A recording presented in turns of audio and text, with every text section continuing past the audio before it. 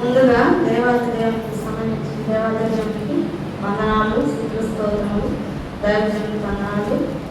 ఇక్కడ చేరవచ్చిన ప్రతి ఒక్కరికి నా హృదయపూర్వక వందనాలు. ఈ యొక్క 5వ మాట సిలువలో ఉన్నప్పుడు 5వ మాట పలికాడు యేసు ప్రభు వారు. ఏ మాట ఉంది? యోహాను సువార్త 19వ అధ్యాయము 28వ వచనం 29.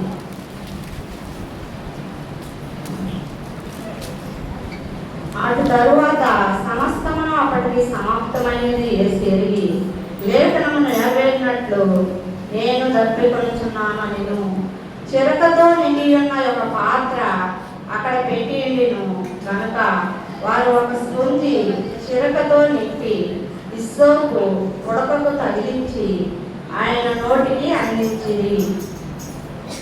ప్రార్థన చేస్తున్నాం. స్తోత్రమైన పరిశుద్ధుడా ప్రేమ దైవం దేవ నీకే స్తుతి స్తోత్రం తండ్రి. దేవానైనా బాధ్యంగా తండ్రి అయినా ఏ పాడుతానంటే దేవానైనా అయినా ఇక్కడ మాట్లాడిన శక్తి లేనిదాన్ని తండ్రి నైనా మీరు మాట్లాడిన తండ్రి దేవా నైనా నీకే స్తుతి స్తోత్రములు చెల్లించుకో తండ్రి. నీకే స్తుతి స్తోత్రములు చెల్లించుకుంటూ కృతజ్ఞతాస్తుతులు చెల్లించుకుంటూ యేసయ్య చేసుకున్నాము భద్రాడు భోజాలు వేసుకున్నాం మా పరమ తండ్రి. ఆమేన్. ఈ యొక్క సిలువలో పలికిన మాట 5వ మాట నేను దప్పికొనుచున్నాను. అది 5వ మాట దప్పికొనుచున్నాను అని ప్రభువు వారు పలికారు. అలాగే ఏ దప్పిక ఆ దప్పిక మనము సిలువ వేసిన వారు మనం ఈదులు కాదు రోమా సైనికులు కాదు. మన యొక్క పాపములే ఆయనకి ఒక కొరడాలుగా మారి పదే ఆయన శరీరంను చీల్చింది. మన పాపముల వల్లే ఆయన సిలువ వేయబడ్డాడు. మన యొక్క పాపముల యొక్క కొరడాలుగా మారి పదే ఆయన శరీరంను చీల్చును. మన యొక్క అతిక్రమము క్రియలే మేకులుగా మారి ఆయన చేతులను సిలువకు బిగించింది. మన యొక్క అతిక్రమములే ఆయన్ని సిలువకి బిగించింది. మన అసహ్యమైన ఆలోచనలే ముళ్ళ కిరీటముగా మారి ఆయన శిరస్సులకు పుచ్చుకునేను. ఆయనకు ఇవన్నీ జరిగింది వల్ల మన పాపం వల్ల ఇవన్నీ జరిగింది. అలాగా ఈ యొక్క దప్పికొనుచున్నాను అనేది యోహాను సువార్త 19వ అధ్యాయం 28వ వచనంలో చెప్పాడు కదా. అదే విధంగా అది 4 రకాల విధంగా తీసుకున్నాం. ఒకటి శరీరమైన దాహం, రెండవది వచ్చి దేవుని వాక్యము ఎడల గల దాహం, మూడవది ఆత్మీయ దాహం, నాలుగవది వచ్చి దైవత్వ దాహం. ఇలాగా 4 దాహాలు. అవి ఎలాగంటే ప్రభువు అనేక మంది దాహం తీర్చాడు. లక్షల మంది అనేక అరణయాత్రలో నిర్గమకాండంలో అనేక లక్షల మంది అక్కడ నీరు లేకపోతే వాళ్ళకి దాహం తీర్చాడు దేవుడు. ప్రభువులు వారు ఆ యొక్క మోసే మొరపెట్టినప్పుడు మన్నను కొట్టు మనలో నీళ్ళు వస్తాయి అయ్యి అనేక లక్షల మంది దాహం తీర్చిన దేవుడు ఇప్పుడు దప్పికొనుచున్నాను అంటున్నాడు. అలాగే ఈ యొక్క ఆయన ఎందుకు దప్పికొనుచున్నాడు? ఆయన శరీరంగా ఈ లోకానికి వచ్చాడు కాబట్టి, ఆయన పరిశుద్ధుడిగా ఈ లోకానికి వచ్చాడు. మనుష్య కుమారుడు ఈ లోకంలో వచ్చి కన్యమరియమ్మ గర్భం ద్వారా పరిశుద్ధాత్మ ద్వారా జన్మించి ఒక పశువుల పాకలో పుట్టి ఆయన ఈ యొక్క శరీరుడిగా వచ్చాడు. ఎక్కడ ఉందంటే మొదటి తిమోతి 3వ అధ్యాయం 16వ వచనంలో ఆయన సశరీరుడుగా ప్రత్యక్షమైను. 1వ తిమోతి 3వ అధ్యాయం 16వ వచనం. ఆయన ఎందుకు దప్పికొనుచున్నాడంటే గెత్సేమనే తోటలో నుండి ఆయన చెమట రక్త బిందువులుగా మారి అక్కడి నుంచి కూడా ఆయన ఏమీ త్రాగలేదు. ఆయన ఆ గెత్సేమనే తోటలో ప్రార్థన చేస్తూ చెమట రక్తంగా మారినప్పటి నుంచి ఆయన ఏమీ త్రాగలేదు. జరిగిన విచార సమయంలో కొరడాలతో ఆ యొక్క పట్టబడినప్పుడు కూడా ఆయన ఏమీ త్రాగలేదు. ఆయన ఆ యొక్క ఎండలో ఆ యొక్క సిలువ మోస్తూ ఉన్నప్పుడు కూడా ఆయన ఏమీ తాగలేదు. అందువల్ల ఆయన శరీరుడు కనుక ఆయన ఆ యొక్క వాక్యము యోహాను 1:14, యోహాను సువార్త 1:14. ఆ వాక్యము శరీరధారి అయి కృపా సత్య సంపూర్ణుడుగా మన మధ్య నివసించెను. ఆయన శరీరం ఉంచడం కనుక శరీర దాహం ఆయన మీద దాడి చేసింది. అలాగే ఆయన శరీరుడుగా మన ఈ లోకానికి వచ్చాడు కాబట్టి ఆయన గెత్సేమనే తోటలో నుంచి చెమట రక్త బిందువులుగా మారినప్పటి నుంచి ఆయన ఏమీ త్రాగలేదు కాబట్టి ఆ యొక్క ఎండలో ఎంత ఎండో వేడికి ఆ ఎండ వేడికి ఆ సిలువ మోస్తూ ఆ యొక్క పరిణామాలతో కొడుతున్నప్పుడు కూడా ఏమీయో తాగల ఆయన. అందుకని ఆయన దప్పికొనుచున్నాను అంటాడు. ఆయన అందరి దాహం తీర్చాడు. ఎలా తీర్చాడు? అరణ్య యాత్రలో లక్షల మందికి ఆయన దాహం తీర్చాడు. అలాగా ఆయన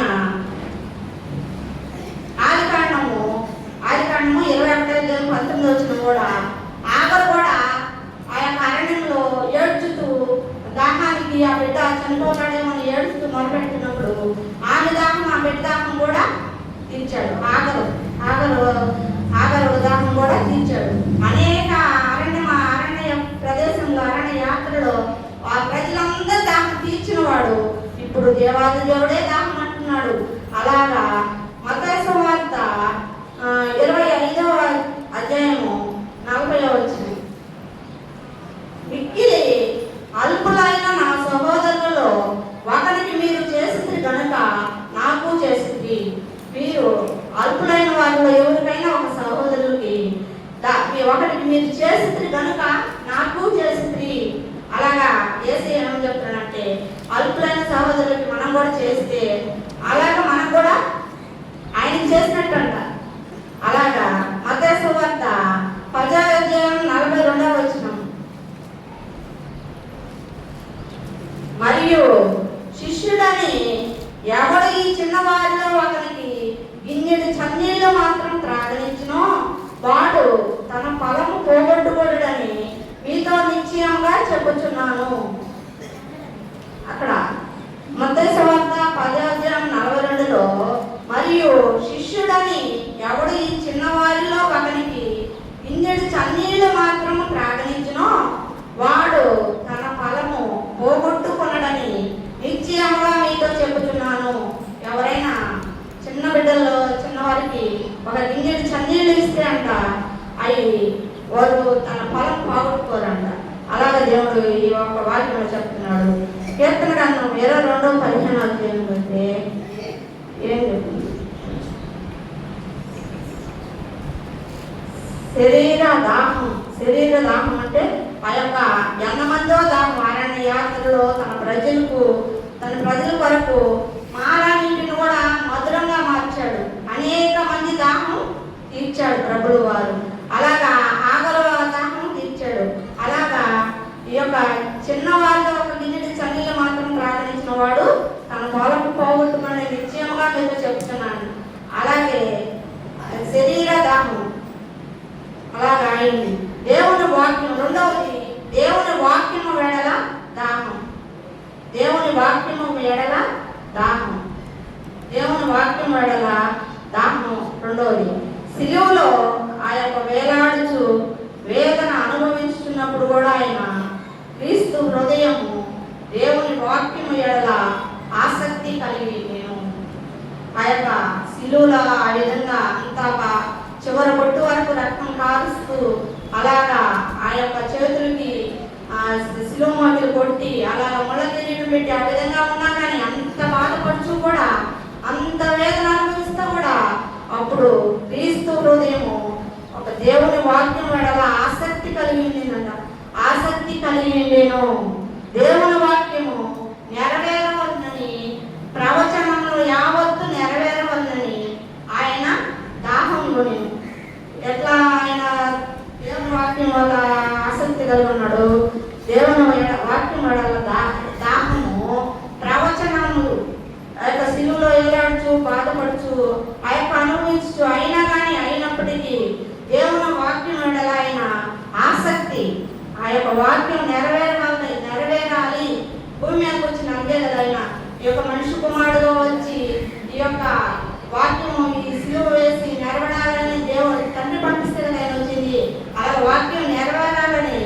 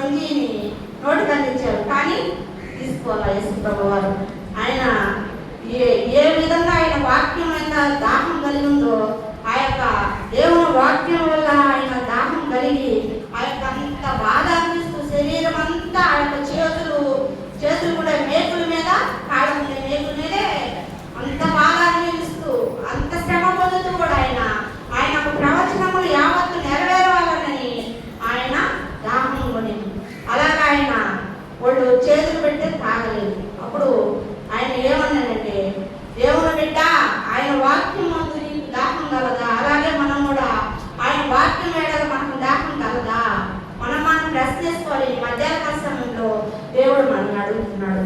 అలాగా ప్రవచన నెరవేర్పు ఎడల నీకు ఆసక్తి కలదా? ప్రవచనాలు ఎన్నో సంవత్సరాలు యేసు ప్రభు పుట్టక ముందే ఎన్ని రాశారు వాళ్ళు. రాసి ఈ యొక్క ప్రవచనంలో నెరవేర్పు ఎడల నీకు ఆసక్తి కలదా? ఈ సమయంలో మధ్యాహ్నకాల సమయంలో మనకు అలాంటి ఆసక్తి, దేవుని వాక్యం ఏం చెప్తున్నాడు, ఎలా నడుచుకుంటున్నాం, మనం ఆ వాక్యానుసారంగా నడుస్తున్నామా లేదా అనే ఒక ఈరోజు ఏం వాక్యం చెప్తాడో రేపే వాక్యం చెప్తాడు అలాగా మనం కూడా ఉండాలని దేవుడు ఆ యొక్క వాక్యం వల్ల ఆయన వాళ్ళ తండ్రి చెప్పిన విధంగా ఆ వాక్యం వెడల ఎంత దేవుని వాక్యం వెడల దాహం కొనినో అలాగే దేవుని ఎడల మనం కూడా దాహం కలిగి ఉండాలని కోరుకుంటున్నాను. అలాగే ఆత్మీయ దాహం, మూడోది ఆత్మీయ దాహం. యెషయా గ్రంథము 53:11. ఇప్పటికి రెండు అయినవి. శరీర దాహం ఒకటి, దేవుని వాక్యం వెడగల దాహము మూడవది ఆత్మీయ దాహం. యెషయా గ్రంథము 53:11. అతడు తనకు కలిగిన వేదనను చూసి తృప్తి నందును. ఆయన తన అంత బాధపడ్డా కూడా ఆయన ఈ విధంగా జరిగినందుకు ఆయన తృప్తి పొందాడట. ఎందుకు పొందాడు? తండ్రి చెప్పిన మాట నెరవేర్చాడు కాబట్టి ఆయన అంత బాధలో కూడా తృప్తి పొందేను. యెషయా గ్రంథము 53:12 కూడా, కావున గొప్పవారితో నేను అతనికి పాలు పంచి పెట్టేదను, గనులతో కలిసి అతడు పలసుము విభాగించుకునను, ఏలైనగా మరణము నొందునట్లు అతడు తన ప్రాణమును దారబోసెను.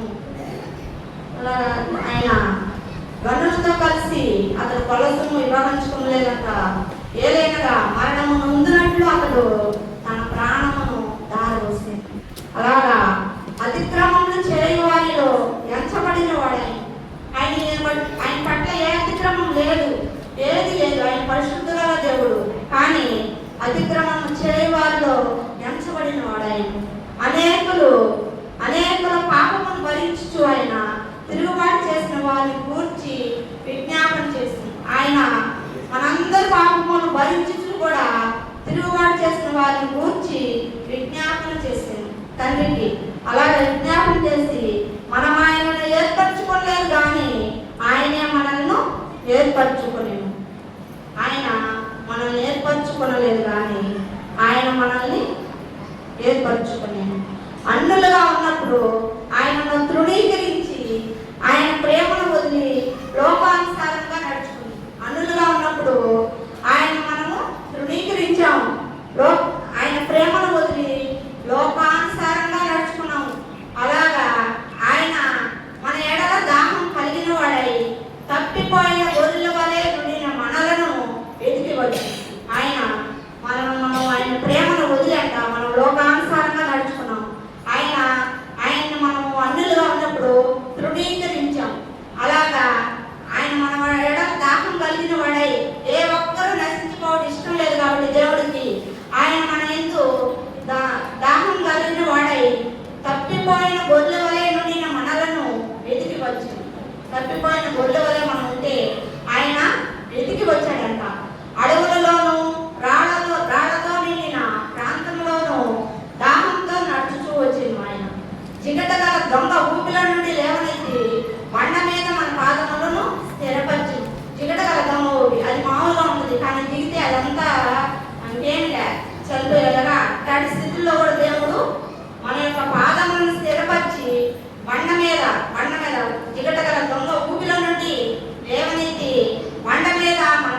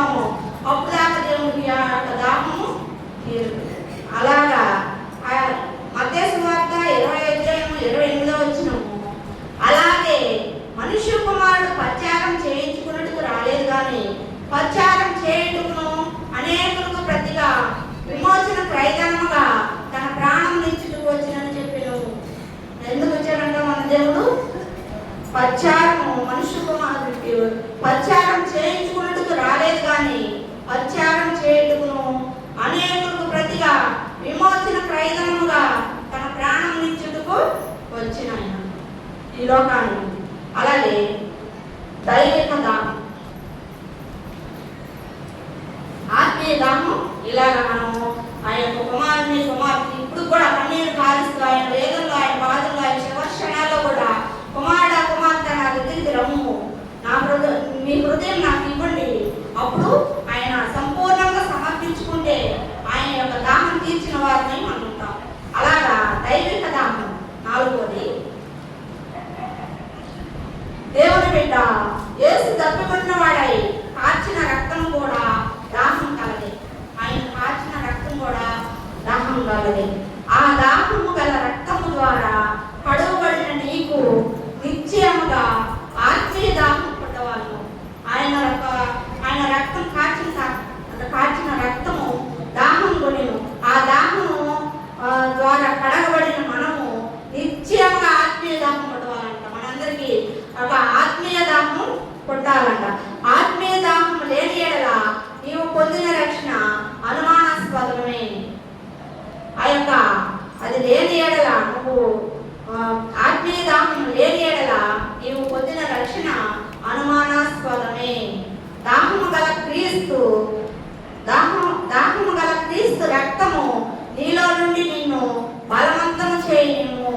ఆ దాహమే వేలాది మిషనరీని మన దేశంలో పంపించింది. ఆ యొక్క దాహమే మన భాషలో కూడా లేదు. ఈ పరిశుద్ధ గ్రంథం అనేక మంది మిషనరీలని ఈ విధంగా ఆ యొక్క రక్తం గల దాహమే వాళ్ళని ఈ మన తెలుగులోకి పద్మ చేసి పరిశుద్ధ గ్రంథంలో ఇవన్నీ చెప్పి వాళ్ళు అనేక మిషనరీలను మన దేశానికి పంపించారంట. డేవిడ్ లివింగ్స్టన్ గారిని ఆఫ్రికా అడవులకు పంపింది. డేవిడ్ గారిని కుష్ఠరోగుల మధ్యకి పంపింది. అలాగా వాళ్ళ మిషనరీని ఆ విధంగా పంపించి ఆ యొక్క తెలుగులో చెప్పి ఈ యొక్క మన కాడ ఈ యొక్క వాక్యం ఉన్నట్టే, పరిశుద్ధ గ్రంథం ఉన్నట్టే వాళ్ళందరూ ఈ యొక్క తర్జుమా చేసి ఆ యొక్క గ్రీక్ భాషలో నుంచి మార్చి తెలుగులోకి ఆ యొక్క ఇంతమందిని ఈ యొక్క మిషనరీని మన దేశానికి పంపించారు.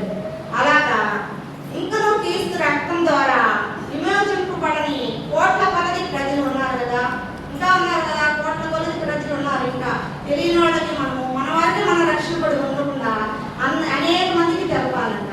అలాగా ఈ యొక్క సమరయ స్త్రీ కూడా మధ్యాహ్న కాల సమయంలో ఎవరు లేని సమయంలో ఆమె నీళ్లు చేసుకోవడానికి వచ్చింది. యేసు ప్రభు గారు అమ్మ దాహం ఇమ్మన్నాడు. ఇమ్మంటే అయ్యా ఇది మాకు సాంకేతం కదయ్యా, ఇప్పుడు మేము చేసుకోవడానికి కూడా ఏం లేదు అంటే, కానీ అక్కడ ఒక్క దగ్గర యేసు ప్రభు గారు నీళ్ళు అడిగినట్టు అక్కడ ఉంది. ఆమె ఆ యొక్క పాతకుండ వదిలిపెట్టి అప్పుడు దాకా ఎవరు చూడని మధ్యాహ్న సమయంలో వచ్చిన ఆమె ఆ సమయంలో గ్రామంలోకి వెళ్ళి అనేక మందిని చెప్పి, ఇదిగో ఈ యొక్క నజరేయుడైన యేసయ్య ఉన్నాడు, నా గురించి అంతా చెప్పాడు, ఇదిగో ఇక్కడ తెలుసుకో, ఇదేమని తెలుసుకోండి మనము అని చెప్పి వాళ్ళందరినీ మార్చి ఆ యొక్క నశించిపోయేట ఇష్టం కాదు దేవుడికి. ఎవరు నశించుకోవడం ఇష్టం కాదు. నేను కూడా నశించిపోతున్న నన్ను బ్రతికించాడు దేవుడు ఈ యొక్క 6వ సంవత్సరం బ్రతికి. అలాగా నశించిపోయే ఆత్మని క్రీస్తు యొద్దకు తీసుకురాగలిగిన వారు మాత్రమే ఆయన దాహం తీర్చగలరు. అలాగా ఆయన దాహం తీర్చువారైందురు. ఆనాడు దావీదు మహారాజు కూడా అక్కడ ఫిలిష్తీయ గడ్డలోకి 3 బలాఢ్యులను పంపిస్తాడు. ఆ బాలుని తీసుకురండి, దాహం అప్పుడు తీసుకురమ్మండి. కానీ తీసుకురమ్మంటే వాళ్ళు ప్రాణాలకు దిగించి తీసుకొస్తారు. తీసుకొచ్చిన నీళ్లు దేవుడు కనిపిస్తాడు. ఏమంటే మీరు ఇంత రక్తం చిందించిన నీళ్లు నేను తాగుతున్నా అని అక్కడ యెహోవా అర్పిస్తాడు. అలాగా ఆ యొక్క పూర్తి నీరు త్రాగక ఆయన అలా ఉన్నాడు. అలా యెహోవాకి అర్పించాడు. ఆ ప్రకారం కూడా క్రీస్తు కూడా సైనికులు అందించిన చేతును త్రాగలేదు. ఆయన తప్పుకున్నవాడై ఉండేను. అవును, ఆయన ఆఖరి ఆత్మ కూడా విమోచింపబడగలేను. ఆయన ఆఖరి క్షణాల్లో కూడా అనేక మందిని ఆత్మ ద్వారా ఈ యొక్క నడిపింపులకు నడిపింపాలని ఇప్పుడు ఒక 4 విషయాలు ఇప్పుడు తెలుసుకున్నాం మనము. శరీరానుసారమైన దాహం ఒకటి, 2 దేవుని వాక్యం ఎడల దాహము, ఆత్మీయ దాహం 3వది, 4వది దైవిక దాహం. అలాగే దావీదు మహారాజు ఆ యొక్క దేవుడికి అర్పించాడు. ఆ బలాఢ్యం తెచ్చి నీరు త్రాగకుండా దేవుడికి అర్పించాడు.